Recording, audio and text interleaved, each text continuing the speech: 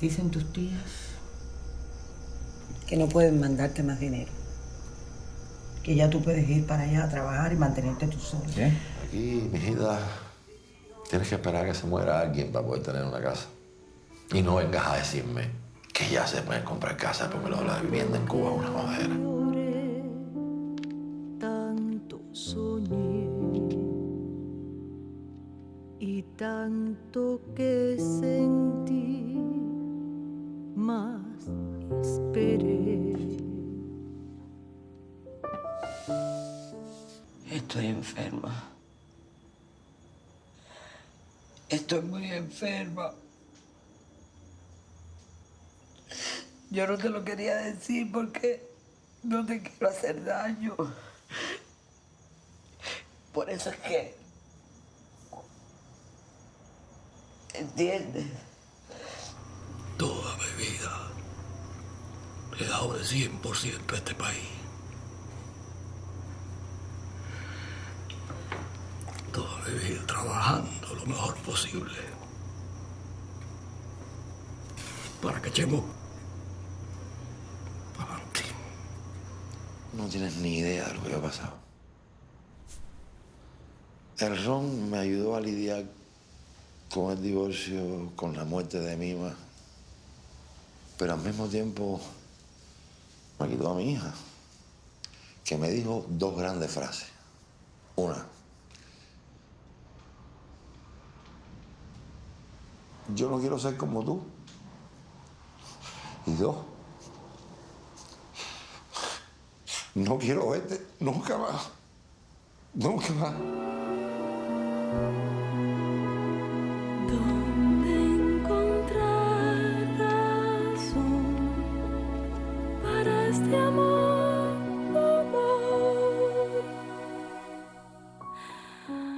Ay de mí.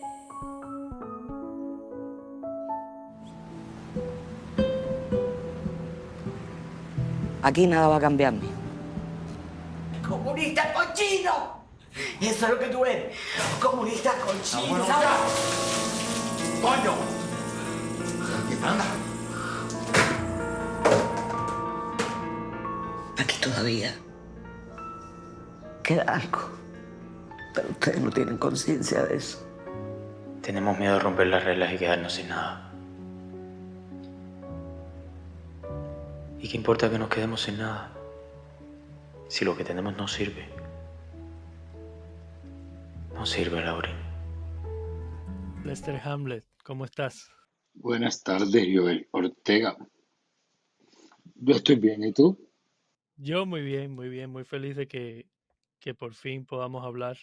¿De dónde eres? De Cuba.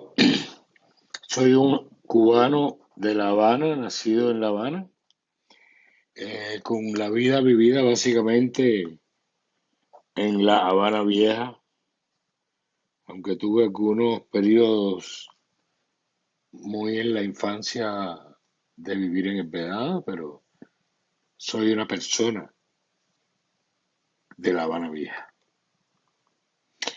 Ese fue mi barrio, esa fue como la raíz, ¿no? Diaria, de todos los días, los sonidos, la visualidad, lo social. Lester Hamlet es alguien de La Habana Vieja. ¿Cuándo tú sientes que fue tu primera exposición al arte en general? Uf,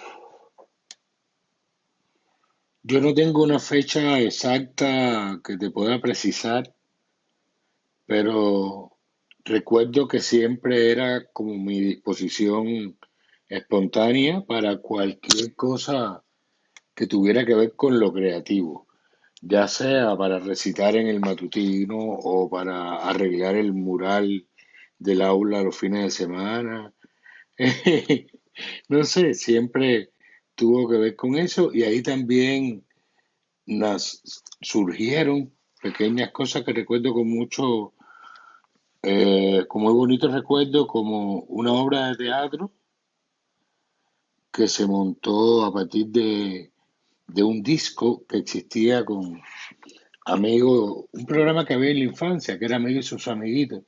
Pero ese disco de Amigos y sus amiguitos tenía una historia del jabón bombón, la China China China, había muchos personajes y recuerdo que eso como una primera vez, yo tendría 6 años, 7, pero todo formaba parte del juego.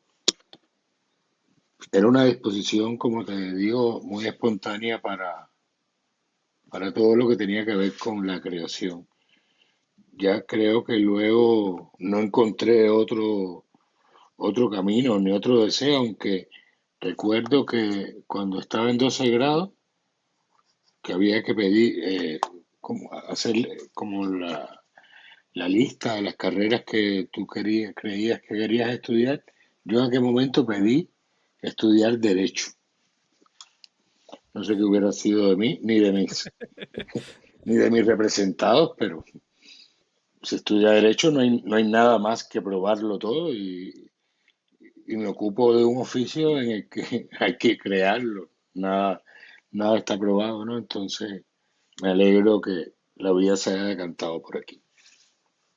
¿Y en casa cómo era el ambiente eh, cultural o había representación artística, digamos, o eras de esos niños que, como yo, descubrió el arte muy tarde en la vida porque ni a mi mamá ni a mi papá era algo que le interesara mucho? No, a mi mamá y a mi papá sí.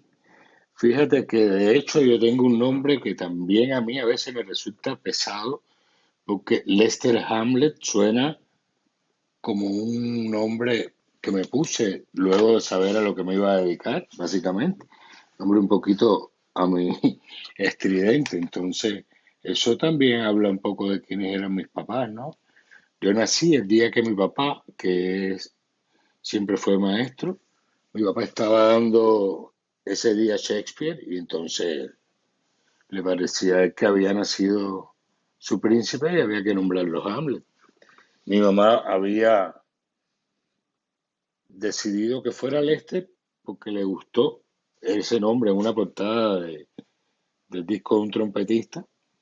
Y bueno, Lester Hamlet viene por ahí. Luego mi mamá siempre tuvo una relación muy cercana con el mundo del espectáculo también, mundo al que se dedicó ya, pero cuando yo era más adulto, pero recuerdo mi vida muy, muy en los escenarios, recuerdo al niño Lester durmiendo en lo que se llama la pata del escenario mientras se montaba alguna ópera, sobre todo ópera, el mundo lírico. A mí teníamos buenas amistades en ese ambiente y ella lo disfrutaba mucho. Mi mamá también, el arte le era como muy cercano, sobre todo el apreciar el arte. Ella no se consideraba artista, pero bueno, era productora, que es otra manera de vivirlo, de experimentar el arte, desde poder permitir su creación.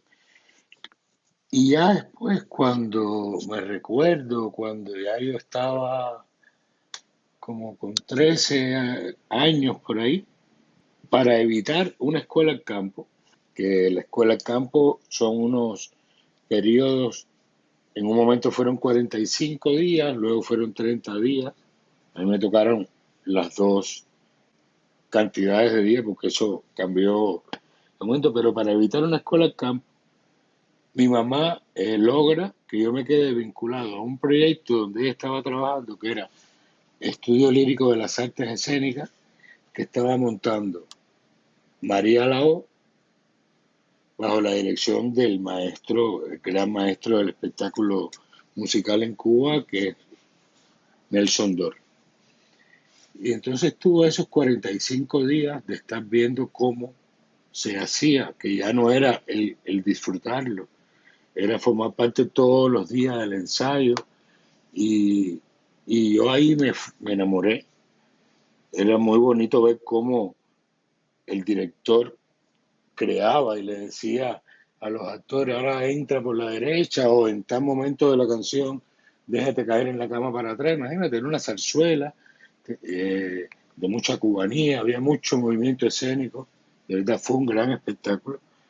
Y esa, digamos, fue mi primera vez consciente de que lo que estaba mirando era a un maestro crear un espectáculo.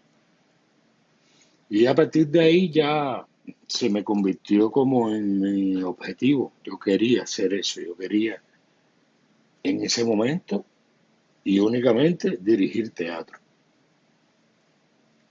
Hice las pruebas, entré en la escuela de instructores de teatro, a graduarme de esta escuela, donde tuve maestros maravillosos, Dimas Rolando, recuerdo a Leopoldo Morales, recuerdo, era tan bonito a Miriam Learra, que fueron los maestros, Michael Iscue, con el que luego sí tuve la oportunidad de trabajar, ya él como actor y yo como director. Sí. Pero la escuela fue un momento también bendito, y de ahí ya fue graduarme, comenzar por algunas compañías, primero de teatro para títeres, que fue lo primero que hice con una compañía que se llama Ocantomí. Lo primero que hice al graduarme de la escuela fue ser actor.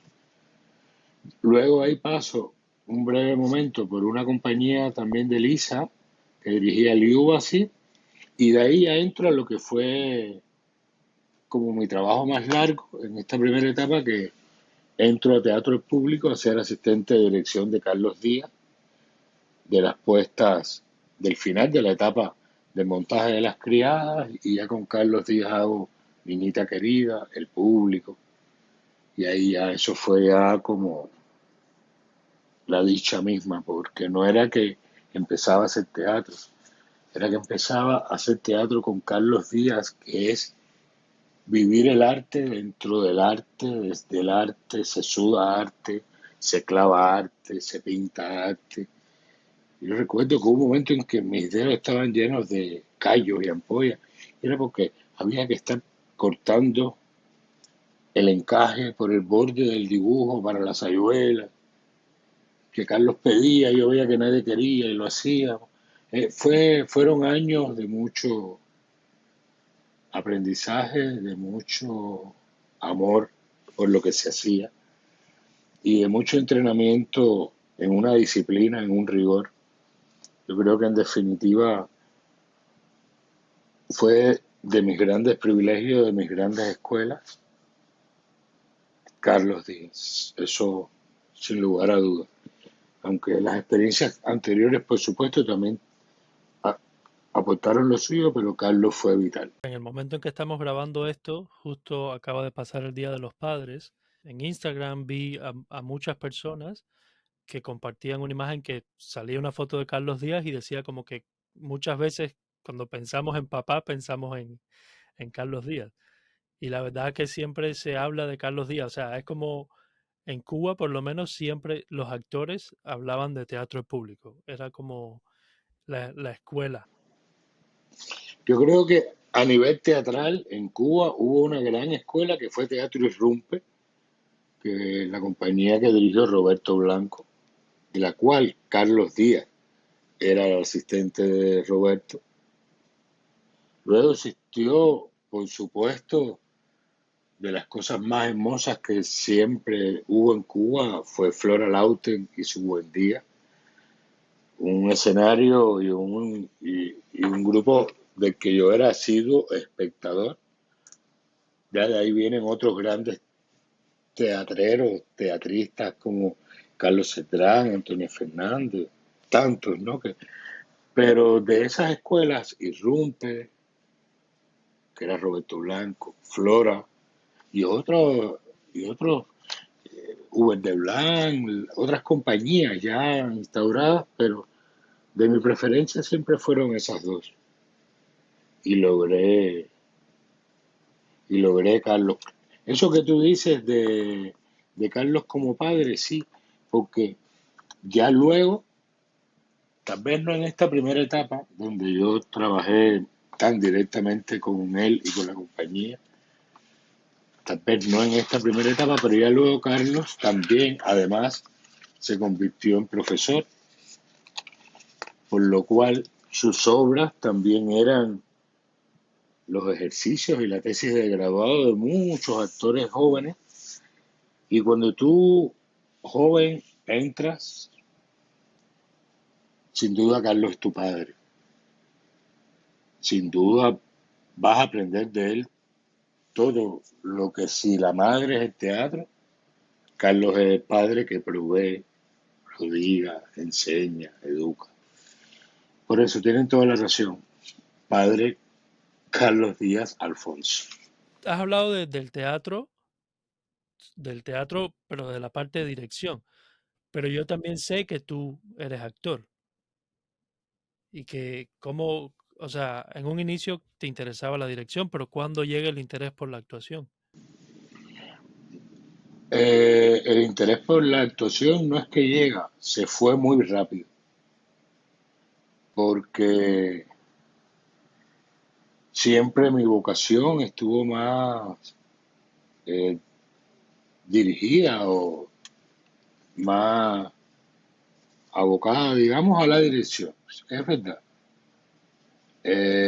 Tuve muy poquitas oportunidades como actor, poquísimas, casi nulas, casi no cuentan.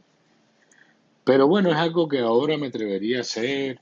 Me gusta cuando alguien me dice, oye, hay un director amigo, oye, tengo un personaje pequeñito en mi película. Eso me encanta, ¿entiendes? Porque son otras oportunidades y actuar es otra cosa tan absolutamente distinta. Pero para mí el trabajo del actor es fundamental y yo creo que es a lo que me gusta dedicarme. Yo siempre sé que ahí hay un director de fotografía que es el dueño y el responsable de la imagen, que hay un director de producción que es el responsable de que otras cosas se logren, que hay un sonidista, que hay un músico, que hay directores de arte. A mí lo que me gusta es, sobre todo del cine, ese trabajo en equipo, donde todo el mundo está haciéndolo todo, para yo poder dedicarme a trabajar con los actores. Entonces poder como equipo avanzar y yo tener todo el tiempo con mis actores, de verdad, para mí es el pretexto. Sí, creo que trabajar con actores es el por qué me gusta hacer lo que hago. Crear personajes, crear gestualidad, tener esa cosa ahí preciosa de amar una criatura en la ficción. Y yo puedo dar fe de que los actores que conozco, con los que has trabajado, en esa etapa que trabajamos juntos, te adoran y yo creo que es eso, por la forma en que tú lo, te enfrentas a esa conversación, tú generas un diálogo con el personaje y juntos crean eso. Y, o sea, en mi caso, que yo estaba ahí como de aprendiz y yo estaba captándolo todo, era muy bonito ver esa relación que se generaba con los actores y como te digo, o sea, yo siempre te recuerdo a ti en los sets de filmación de eso, de las películas, sin camisa, descalzo, y tú eras uno más que ibas así como que te acercabas y Es que soy uno más, Joel. sí, sí, claro, pero no todo el mundo lo enfrenta de esa forma. Y yo he tenido experiencia, sobre todo acá en que es muy diferente, ¿no? Acá en Canadá, donde yo vivo, los directores muchas veces están así en su silla y a veces, o sea, miran desde el monitor y desde ahí dirigen la película. Es que también depende, es decir, yo tampoco soy un director, y mira que yo he trabajado, pero yo tampoco he tenido la suerte de ser un director que haga películas y películas y películas y películas. Yo tengo 4. Entonces, es tan intenso, difícil, depende de tantos factores el poder llegar a estar haciendo una película que cuando lo logro y cuando ya tengo atrapada la producción y cuando ya sé que estoy filmando, eso es mi mayor fiesta, es que es el momento donde más feliz soy. Nunca me divierto ni nunca soy más feliz en lugar alguno que en mi trabajo, que filmando una película, que filmando escenas, que montando las escenas, que trabajando con los actores, cambiando de ropa. No, ese peinado no, pero ¿por qué esa sombra? Todo, o sea que me meto en todo porque es que Sí, esa es mi fiesta, esa es mi, creo que la razón por la que estoy vivo y para lo que he sido creado. A lo mejor es muy vanidoso que yo piense así, pero no sé, todo el mundo piensa que existe en la vida para algo. Yo creo que yo existo en la vida para montar escenas, dirigir actores, y por eso lo disfruto tanto, porque es cuando estoy de verdad abriendo paquetes de regalo y paquetes de regalo y paquetes de regalo que son cada texto, cada escena, cada secuencia. Esos son esa es mi música, esas son los juguetes con los que me gusta a mí divertirme.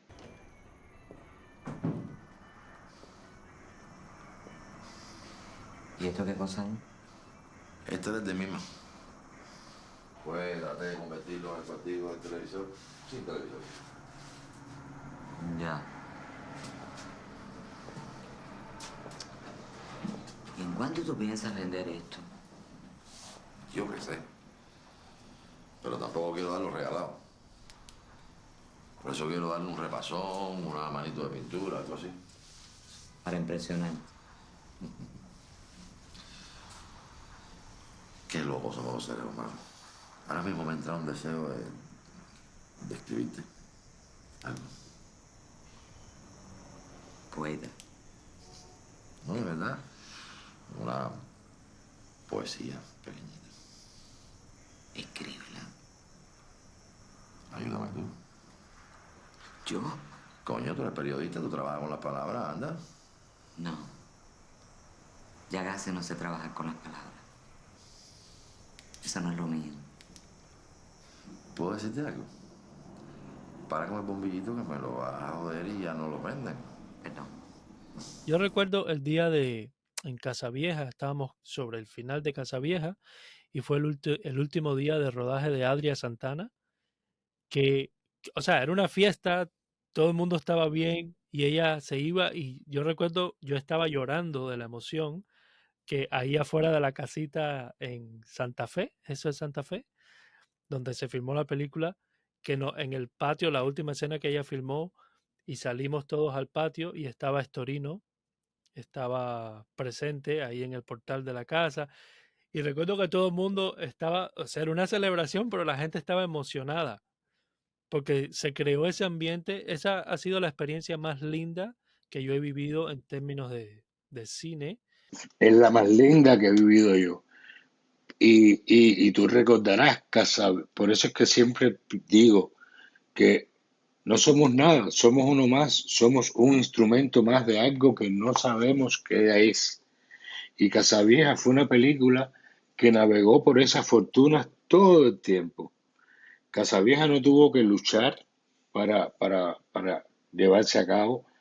En Casavieja estábamos llenos de bendiciones, desde la gran bendición que fue tener a Abelardo Estorino, el autor del texto original, con nosotros en el ESO, hasta poder, por supuesto, la presencia de Adria Santana, pero asimismo la presencia de cada uno de los otros actores, porque Alberto Puyol es un lujo, y es un lujo de Quintana, era un lujo Manuel Porto como actores, fue un lujo y un descubrimiento gigante para mí, Yadier, con un personaje tan complejo.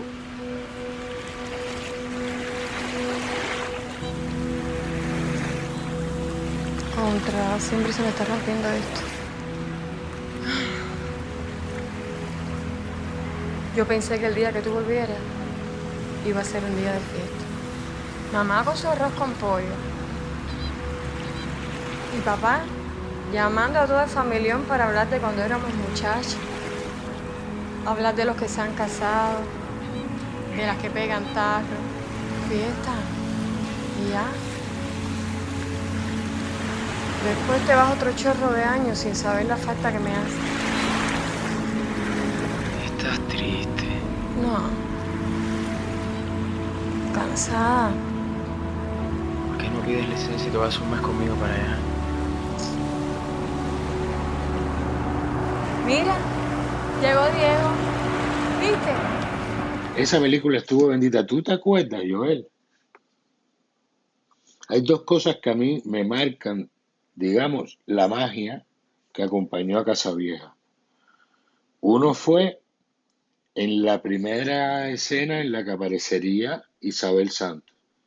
Ujú. Teníamos que, teníamos que preparar la supuesta cerca del Sí, jardín y ella aparecía, sí, era ahí, y todo el tiempo ahí había una enredadera con unas espinas, ¿no? ¿Te acuerdas? Y justo el día en que se filmó la escena de Isabel Santos apareciendo por el huequito que ya estaba previsto, ujú, esa planta que luego supe que era grosella tropical, amaneció absolutamente florecida y se mantuvo florecida mientras se filmó, según la planificación, esa área de la casa. Y el otro momento de magia para mí así como wow fue con la escena de la confesión del personaje magistralmente interpretado por Daisy Quintana, la hermana Laura, que según yo quería, ella tenía que gritarle al mar y había olas y yo hablaba con la gente de efectos especiales. No, pero ujú. hola, eso hay que ver después, cómo se ponen. Bueno, está bien. Y ese día montamos la escena, ¿te acuerdas? Tú armaste el banquito aquel que era dos bloques Sí, con un pedazo sí. así arriba, como tirado. Y empezamos, montamos la escena, ¿ves? Y cuando vamos a filmar empieza un oleaje y una sola mandada a hacer.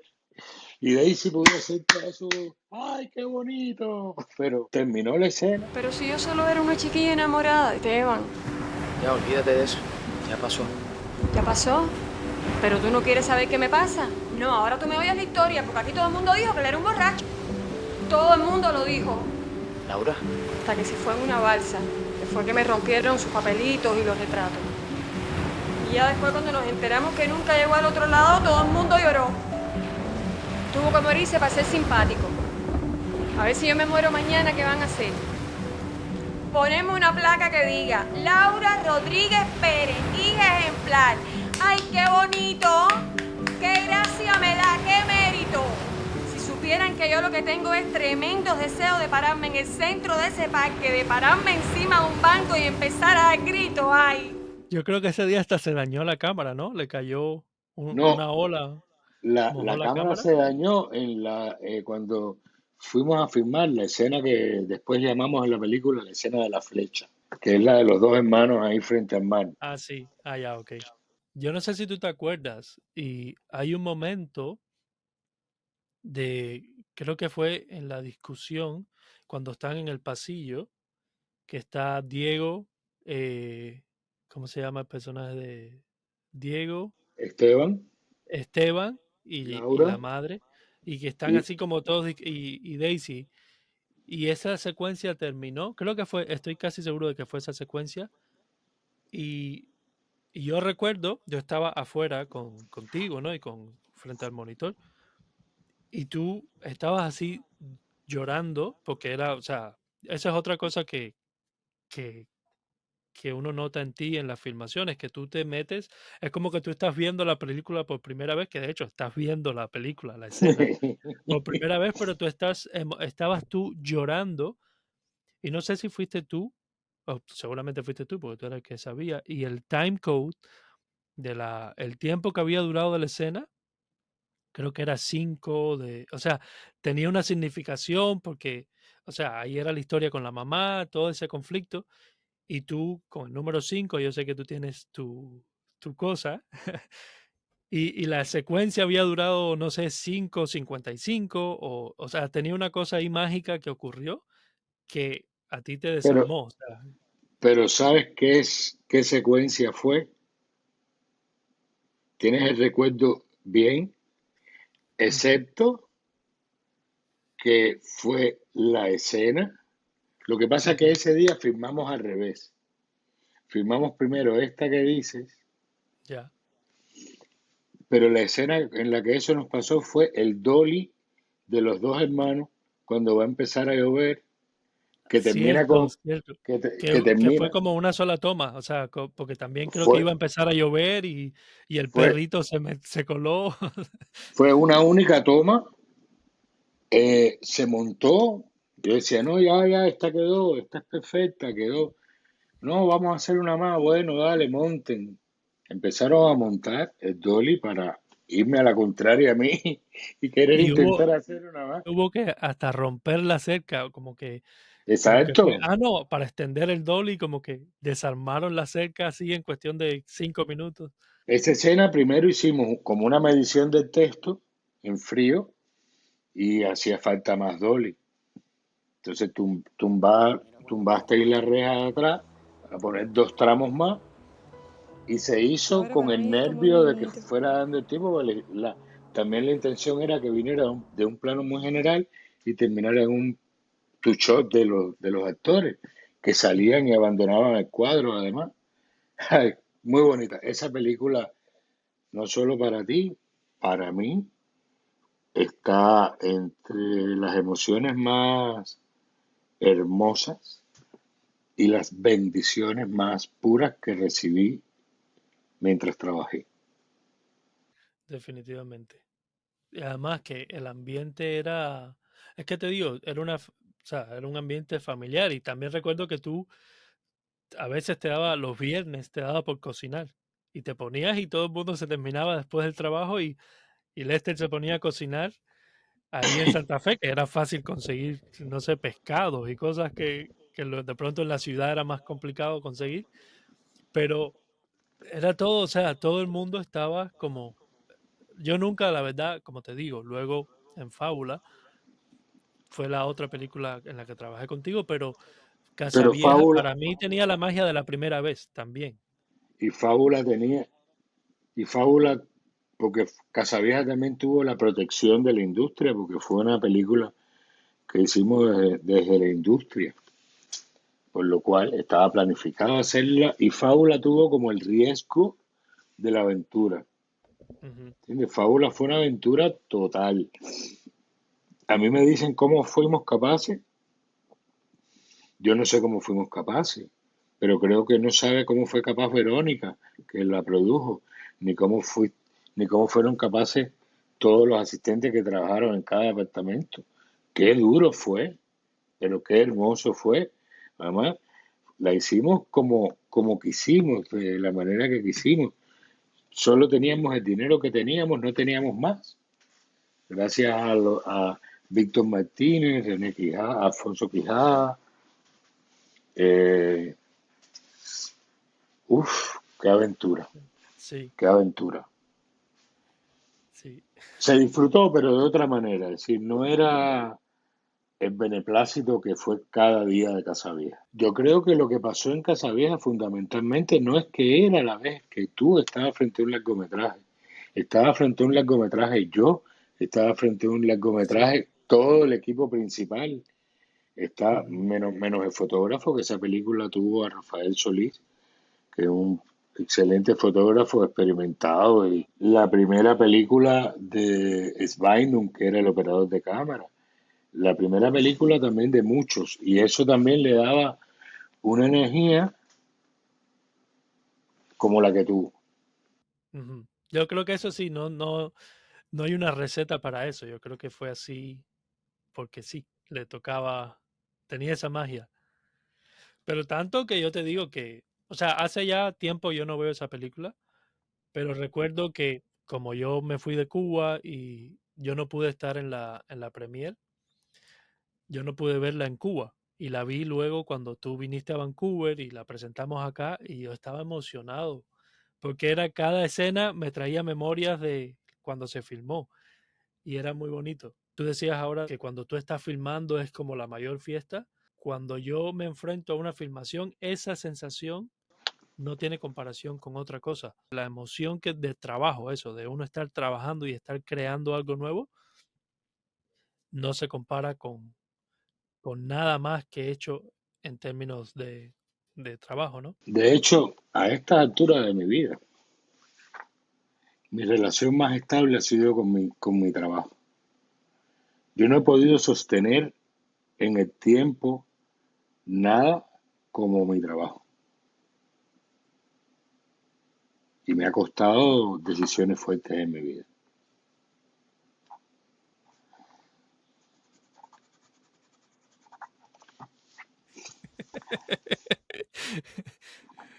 Te creo. Sí, no, es que por estos días que me estás entrevistando, también estoy especialmente pensativo. Recién cumplí un año de haber podido escapar de Cuba, y digo escapar así con todas sus letras y con un verbo activo, escapar, que fue lo que pude hacer de allí en un momento donde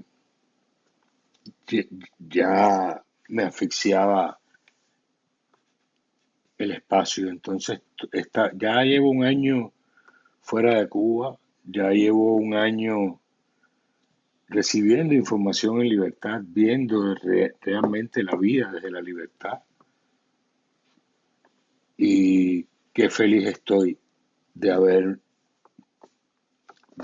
podido, de tener la oportunidad de intentar empezar una nueva vida lejos de esas mentiras Ujú. y con la clara decisión y con la clara convicción también de que lo que viví forma parte de una historia que hay que contar. Entonces, es una etapa de mucho pensamiento, porque también sabes que funcionamos mucho por efemérides, fechas. Y 20 años no son nada, tal vez, pero un año pesa. A lo mejor dentro de 19 años más me doy cuenta que no son nada. Pero a un año tan reciente, ahí está, ahí anda el este. Yo llevo 13 años acá, desde que salí de Cuba. Voy a cumplir 13 años pronto. Y eso en un año. Yo recuerdo que sobre todo ese primer año, como que todavía uno está adaptándose. Ya llega un punto, a mí me tomó 8 años ir a Cuba. Yo estuve 8 años desde que salí, que volví a Cuba por primera vez y he ido 3 veces solamente. Y sí, cuando salí de Cuba, pude ver tantas cosas que pasaban a 2 cuadras de mi casa y yo no tenía idea, que mucha gente con amigos yo a veces converso y me dicen, no, pero todo el mundo lo sabía. Y yo decía, yo no lo sabía. O sea, yo vivía a 1 cuadra y media, o sea, mi calle es paralela a una estación de policía. Y luego en internet yo llegué acá y veía arrestos de Giovanni Sánchez y cosas que pasaban a 1 cuadra de mi casa. Y yo no tenía idea de que pasaban. Y es muy tremendo. Y ahora que tú hablabas de eso, de que te sentías asfixiado, hace poco estaba mirando yo una entrevista a Reinaldo Arenas, el escritor, y yo creo que la mejor forma de explicarlo es como él lo dice, y él dice que cuando él salió de Cuba, él sentía que era como salir de tu casa que se está quemando. Tú sientes el alivio de que ya tú estás bien porque saliste y tu casa se está incendiando, pero tu casa se está incendiando. O sea, solo tú estás bien, tu casa sigue mal. Hay tanta gente que se ha ido, tanta gente que se ha ido, y cada vez veo más gente que, mira, fulanito se fue. Te hago un cuento. Fíjate a qué punto que pensar en que te voy a hacer el cuento me vuelve emocionante. Ujú. Hay una amiga a la que sabes que amo, te darás cuenta de quién es. No voy a decir el nombre ahora porque hay circunstancias personales vinculadas.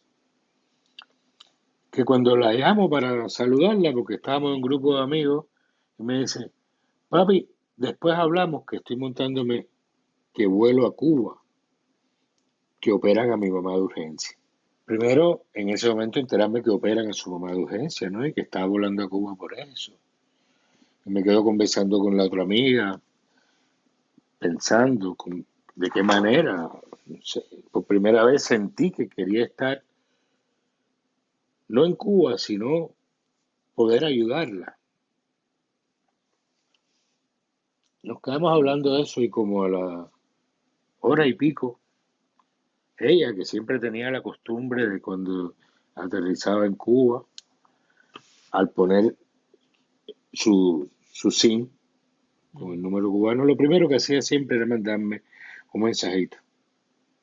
Y el mensaje era el mismo siempre: papi, llegué. Mm.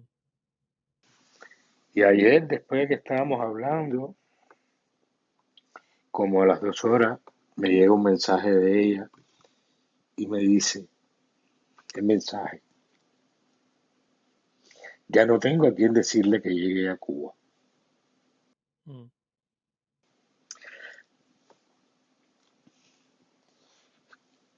Como nos hemos tenido que ir de ahí.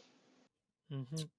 Creo que en la creación, y sobre todo en la creación de lo que hacemos, que es contar historias, y sobre todo del tipo de historias que yo escojo contar, porque sabes que yo sería incapaz, no sé, a lo mejor no soy incapaz, pero yo no me creo que yo pueda hacer ciencia ficción, porque a mí me gusta hablar de lo que sé, de lo que he sentido, de lo que he visto sentir a las personas, a mi entorno. Y este dolor nos saldrá por algún lugar. No nos estamos yendo de ningún centro, porque yo creo que para la creación lo más importante es la vida del creador. Sí. Yo no sé por qué existe el periodo azul de Picasso. Ujú. A lo mejor no había más pintura, ¿no? Pero uno tiene que convertir las cosas, ¿no? Y no en dolor, sino convertir el dolor en una historia, en aprendizaje, Canalizarlo de alguna forma. exorcizarlo. Y ahora que estás fuera de Cuba, Lester, en términos de creación, o sea, ¿cómo lo vives? Porque en Cuba tú tenías tu espacio, tenías como tu sistema, digamos, que rodaba solo, ¿no? Y con sus Bueno, problemas, etcétera, pero un sistema que se fue armando durante muchos años de trabajo. Joel, ¿cómo lo hago? Bueno, he tenido poquísimas oportunidades de poder trabajar,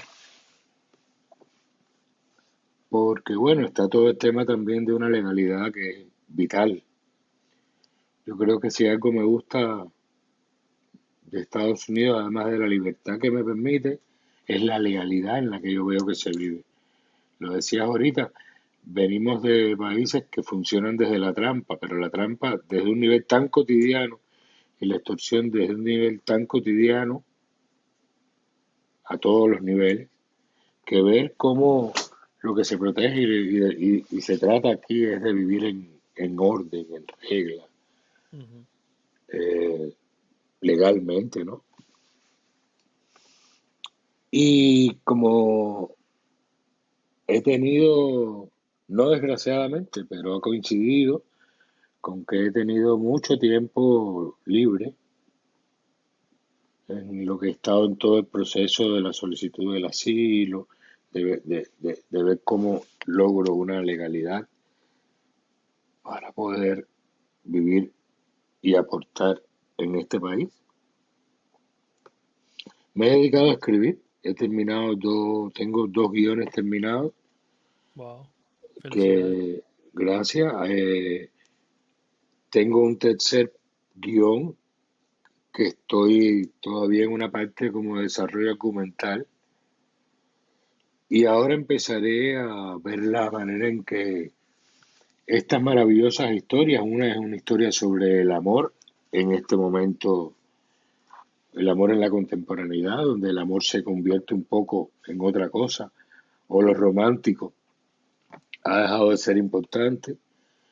Es un guión que se llama Love in AIDS, que quiere decir amor en la calle 8, a partir de una experiencia de unos bailarines en una compañía que está montando un espectáculo. Esa es una película que estoy loco por hacer, una película que de alguna manera me regresa a esa parte mía que es el musical, ¿sabes? Que he tenido la Lila. oportunidad de hacer No, y muchos clips a lo largo de la vida y mucho Sí. trabajo con la industria de la música. Y esta película es un guión que está como abierto a explotar toda esa, vamos a llamar, potencialidad o todo aquello en lo que en algún momento desarrollé mi fuerza, ¿no? El otro es un guión que es un guión compuesto por 14 historias cortas que hablan sobre el fenómeno del exilio, desde varios puntos de vista, desde muchos puntos de vista. Son 14 historias, yo les digo, cortas y contundentes, muy hermosas unas, más desgarradas otras. Y esos son los dos proyectos que están terminados, así que si alguien que está viendo el post quiere hablar más sobre el proyecto, por favor, aquí estoy listo para empezar a filmar ya. Qué bien. No, o sea, yo creo que este tiempo es vital para eso, ¿no? Que hablábamos antes, para estudiar inglés, y usar este tiempo. Yo ahora estoy desempleado por el tema de la huelga que hay con los escritores y en este tiempo, pues nada, estoy aprovechando para hacer un poco más de ejercicio, para escribir. Pero todo eso a mí me da tremenda alegría y muy en particular contigo, porque tú me dices que no tienes trabajo porque, bueno, también padeciendo las consecuencias de la huelga y de alguna manera toca a toda la industria. Pero qué bonito, Joel, qué bonito que tú hayas podido seguir vinculado al medio donde nos conocimos. Qué bonito que puedas seguir siendo el audiovisual y esa industria, tu casa, tu trabajo, vivir de y para eso. De verdad, en tu caso me da mucha alegría porque sabes cuántos lo han intentado y se quedan en el camino. Y el cine, la creación, el set, se, se convierte entonces en un espejismo del pasado. Felicidades por haberlo logrado, felicidades por haber insistido en este mundo y estoy muy orgulloso de ti por eso. Muchas gracias. Yo creo que esa tenacidad viene un poco heredada de lo que te decía, ¿no? De tenerte a ti como ejemplo y obviamente acá Carmen, que la conoces, que si tú eres mi padre artístico, Carmen ha sido también mi madre acá en Vancouver, una gran persona a quien quiero mucho, obviamente. Ah, pero yo sí, cuando yo llegué, sabes, esa mentalidad de que, bueno, yo voy a, a lo que sea, o sea, yo voy a hacerlo. Pero siempre estaba el aquello de a mí me gusta contar historias y me gusta escribir y pienso en cosas y se me ocurren y las escribo. Y luego, afortunadamente, acá me pude comprar una cámara sin muchos problemas. O sea, con mi trabajo, todo, me pude comprar una cámara. Y ya era lo que necesitaba. Y luego, obviamente, con el tiempo he ido incrementando, ¿no? Digamos, la parte tecnológica, pero ese deseo de contar historias ha estado siempre.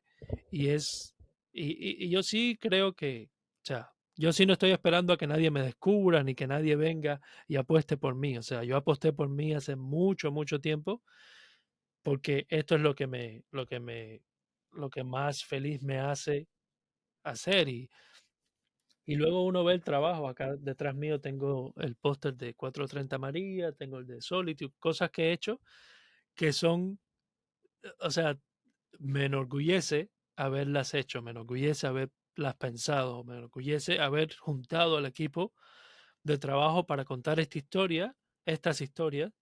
Entonces sí, yo creo que en ese sentido era inevitable y por supuesto también tuve que hacer otras cosas, de las tantas cosas que admiro de ti. Una es que siempre, desde que te conozco, bueno, en mi caso, lo recuerdo porque conmigo fue así, le abres puertas a jóvenes que quieren hacer, que quieren aprender y tú como que los acoges. En esa época de Casavieja, hay una foto que tengo que estabas tú, estaba Olivia, estaba Julián, Verónica y yo. Y nosotros éramos como tus pollitos, tus hijos. y éramos como una familia. O sea, y esa relación, en especial en mi caso, con Olivia, con Julián, era muy lindo. O sea, como nos cuidábamos y nos ayudábamos y todo era contigo, ¿no? Y la convivencia, porque también en toda esa parte de nuestra vida trabajábamos en mi casa, Sí. se Y editaba en mi almorzábamos casa juntos. y Sí, comíamos juntos y nos emborrachábamos juntos. Bueno, los que se sí. emborrachaban. Hemos tenido todos los matices. Rezábamos juntos. Ese era el hogar. Ese era el hogar. Yo vivía en 10 de octubre, en el municipio de 10 de octubre, y yo me iba a tu casa a trabajar o Él sea, yo vivía llegaba, en la lejana Parragonia. yo llegaba a las 9 de la mañana, 10 de la mañana, no sé, a la hora que empezamos, y a veces yo recuerdo que muy al principio de empezar a trabajar contigo, tú acababas de filmar un concierto de Silvio Rodríguez y me dijiste así como, mira, ahí está. Y yo estaba, ¿cómo se llamaba eso?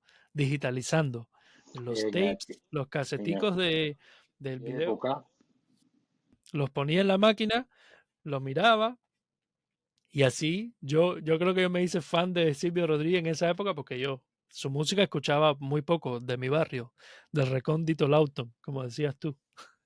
la Autonlandia. Y entonces ahí estaba y ahí fui aprendiendo y llegó un punto en que era como, yo me iba a las 10 de la noche, felicísimo de Sí. haber trabajado en algo. Y un día tú me dijiste, mira que yo tengo este apartamento que está vacío, si quieres, que estaba muy cerca del estudio, si quieres lo puedes ocupar. Y esa fue la primera vez que yo viví solo en mi vida y le cogí el gusto a vivir solo. Y fue el apartamento de Aguacate, que eso fue otra etapa muy linda de mi vida. Etapas muy felices y como te digo, en ese tiempo era de, de mucha creación para mí, porque era lo que vivía también. O sea, porque de hecho ese grupo eran editores, fotógrafos, eh, pin- pintores, cuando Fábula que había pintura en el ambiente, o sea, y, de, y muchas relaciones que empezaron en ese momento, que cuando yo fui a Cuba esta última vez, que tú estabas filmando la novela, con Alicia Echevarría, por ejemplo, que fue y que nos vimos con cariño. Fue como, que, o sea, me da gusto ver a esas personas. Y el otro día pensaba en Mandy, recuerdo de Mandy en Casavieja, o en Fábula. No, Mandy Fábula. en Fábula, con su Con la niñita, niña. con la niña. O sea, hay mucha gente que recuerdo de esa época. Y los recuerdos son muy lindos, de verdad. Y Lester, una cosa, tú con la edición, porque tú también eres editor. Tú eres editor. O sea, Me encanta. tú como tal, y había algo, yo recuerdo que tú tenías una historia, no sé si con Elisa, que no te graduaste de dirección o no te graduaste de edición. ¿De qué fue lo que no te terminó? O tenías que presentar un trabajo ya tú teniendo una carrera súper prolífica, como que si no presentabas la tesis o algo así, no te podías graduar. ¿Eso cómo fue? ¿Qué fue lo que estudiaste en Elisa? Dirección y recibí talleres de edición, dirección de actores, dirección de arte en la ICTV, San Antonio. Ya, En aquel momento habían muchos eventos que los premios eran esas becas y tuve la suerte de obtener algunos que fueron becas para ir a estudiar a San Antonio, maravillosos cursos con grandísimos profesionales, a los cuales les debo mucho también. a mí no se me olvida que yo creo que tú también me acogiste de, de la forma en que lo hiciste, porque o sea, yo era muy callado, muy calmado.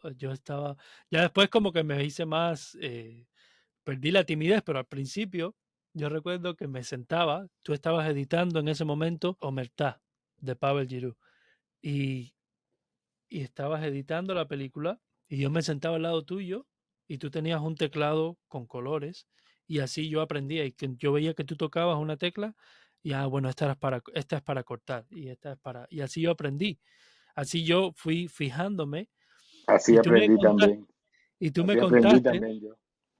y tú me contaste que anterior a mí hubo, no voy a mencionar, pero tuviste otro asistente y que tú lo mirabas y le decías, ¿por qué respiras? O sea, porque te molestaba, era como, y yo me quedaba ahí quieto, yo no me movía, yo miraba y era como que no estaba. Chicos, realmente lo que pasa es que la edición es un... Se tienen en cuenta tantas cosas que solo están en tu cabeza, porque es en la relación que tiene tu cabeza con esas imágenes que están ahí, que una respiración te puede poner de muy mal humor. Es algo que a mí me gusta hacer en soledad, Ujú. ¿no? Y por suerte, con los directores que he trabajado como editor, me lo han permitido. Y hacemos sesiones y ven lo que he armado y sobre eso se trabaja, pero eso, eso es de mucha concentración, de mucho foco. Hay que tener mil cosas en cuenta, desde la posición de una mano, un dedo, para cuando estar aquí, porque la mano está abajo. Y de verdad es un proceso que disfruto mucho y me gusta hacerlo así, en soledad y en atención. Hay editores que trabajan de pie para estar activos, para estar eh, atentos a todo. Una de las cosas, y yo creo que de las mayores lecciones de dirección que aprendí de ti, creo que estábamos en el Teatro Mella, haciendo los ensayos del concierto de Ivette Cepeda, porque creo que hubo unos días que los ensayaba en el Teatro Mella y luego el concierto fue en Bellas Artes. No, en el Amadeo Roldán. Sí, y luego el concierto fue en Bellas Artes. Ah, y yo recuerdo que estábamos tú y yo como conversando y vino uno de los técnicos, no sé si de luces, de sonido o algo, y te hizo una pregunta y tú le dijiste como sí, o con seguridad, le respondiste y él se fue. Pero yo noté algo en ti que me decía que tú como que no estabas muy, o como que tú dijiste eso como por dar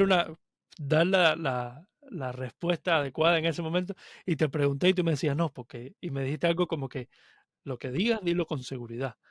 No, es que cuando tú estás dirigiendo, la gente viene a ti Claro, y tienes que responderles y tomar las decisiones que tomes por tus respuestas, pero es así. sí. Lester, ¿cuál crees que ha sido en tu vida la mayor, el mayor obstáculo que has tenido como artista? No tener toda la verdad de mi lado es algo de lo que me cuestiono mucho ahora y aunque siempre, y ahí están mis películas que dicen quién soy, aunque siempre he sido muy honesto en lo que hago, me hubiera gustado mucho más haber dedicado también más tiempo a no vivir tan engañado como viví en aquel espacio de tierra que llaman Cuba. No me gusta decirle país. Después de ver cómo funciona, no creo que país sea una denominación justa para ese espacio. Entonces, me gustaría haber sabido más cosas que no supe. ¿Te quedó alguna película pendiente o algún proyecto que te hubiera Se, gustado hacer en Cuba? se quedó pendiente el proyecto sobre Bola de Nieve, pero siempre irme de Cuba estuvo condicionado por un proyecto y siempre prioricé hacer películas. Ya me iba a ir, aprobaron para hacer tal proyecto, bueno, viene tal cosa. Y la vida se me fue de película en película. Entonces, vamos a intentar, como dice, bueno, vamos a intentarlo. Vamos a tratar de ser feliz en un set de filmación otra vez. Lo necesito. Sí, no, y seguro que ocurrirá. No, no tengo dudas al respecto, porque además ya estás haciendo, digamos, lo primero, que es las historias que quieres contar. Es como la actuación, no es importante el cómo. No me importa cómo lloras, lo que intento es tu emoción. No me importa siquiera que llores, el cómo se transmite la emoción, hay que pensarlo desde la emoción. Y contra eso no se puede. El otro día un amigo me decía, ¿y cómo te va? ¿Extrañas mucho? Y yo lo pensé y le dije lo que es mi verdad. Me extraño a mí. Extraño mi dinámica, extraño el poder estar delante de la computadora editando, extraño un ritmo de trabajo. Extraño al Hamlet, que ojalá venga y vuelva a poseer a Lester Beira, que es como me llamo ahora aquí, esperando volver a llenar este saco que soy de una nueva ilusión que sea una película. Te quiero mucho. Yo te quiero mucho a ti Gracias, también. gracias a ti por el Gracias. espacio, por la conversación y por la confianza. Un abrazo, Lester. Muchas gracias. Be strong.